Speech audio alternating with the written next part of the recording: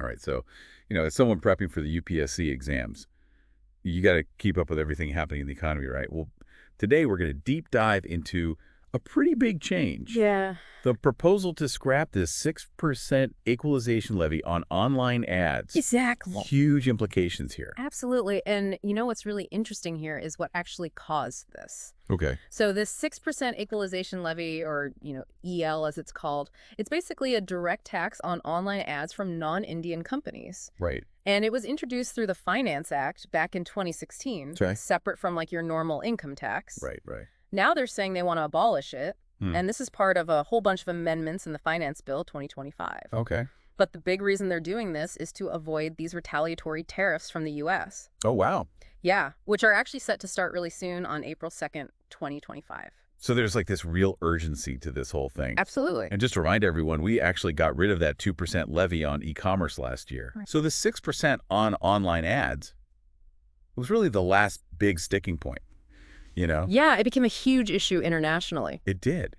So why was the U.S. so concerned about this?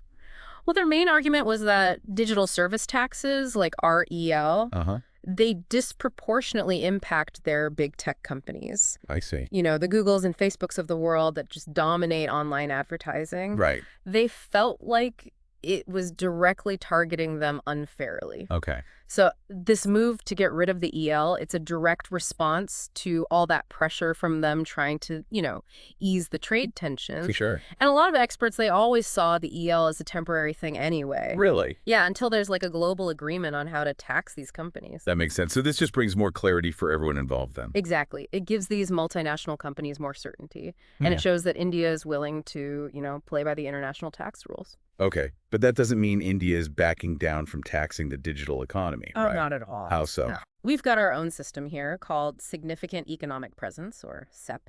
Yep. And this lets us tax foreign digital companies that have a big presence in India, even if they don't have a physical office here.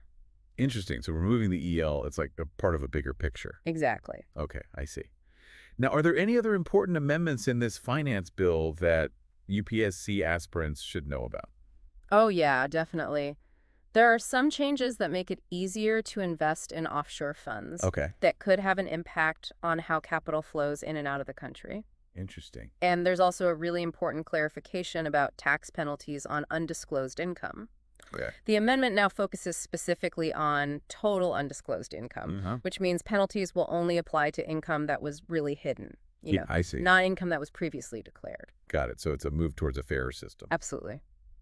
And finally, tax authorities are getting a new power to reconcile tax returns with previous filings, which should help improve compliance. Makes sense. So basically, all these amendments, especially getting rid of the EL, they show that India wants to be in line with global tax standards. Exactly. And create a good environment for businesses, right, while still making sure there's a fair tax base through SE. It's a really smart and balanced approach. It is. Yeah.